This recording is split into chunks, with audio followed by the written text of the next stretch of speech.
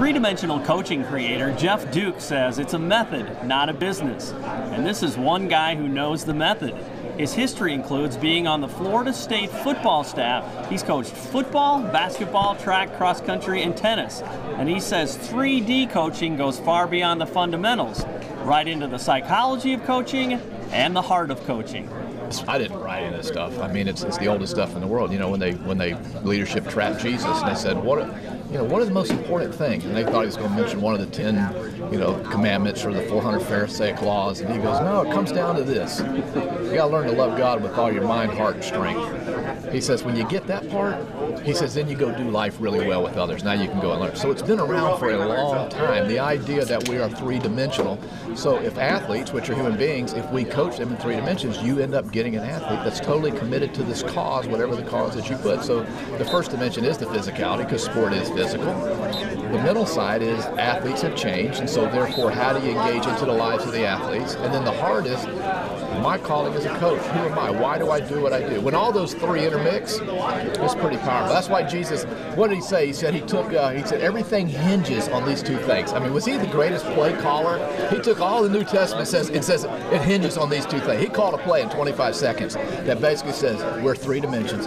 Figure it out how you grow in those, and then you'll be great in life in what you do. That's all it is. Why is this so profound in 2014 compared to 1984 or 1964? Because so often what we talk about in the second, third dimension was done elsewhere. It was done at home. It was done in the traditional ethos of our culture.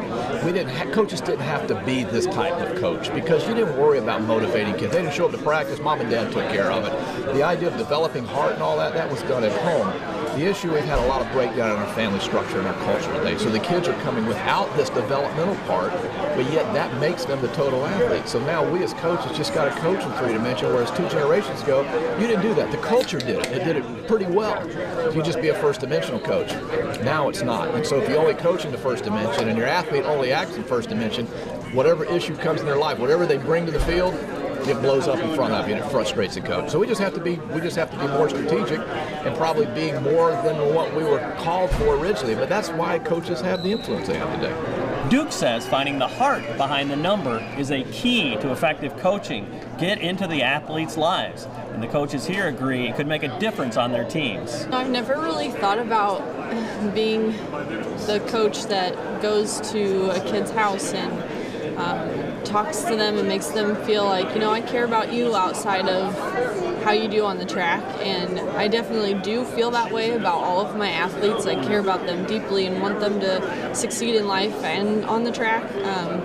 But my coach, Jeff Padgett, used to do that naturally, and I feel like there were things that maybe I didn't even pick up on that they've pointed out today that I can start doing, making home visits or making phone calls or just taking them aside at practice and letting them know, hey, remember that this is definitely important and we want to see you succeed, but it's also just one area of your life that we want to see you succeed. The intrinsic versus the extrinsic, and why the kids are doing it in the first place. Are they chasing extrinsic values? Are they chasing notoriety? Are they doing it because they love it?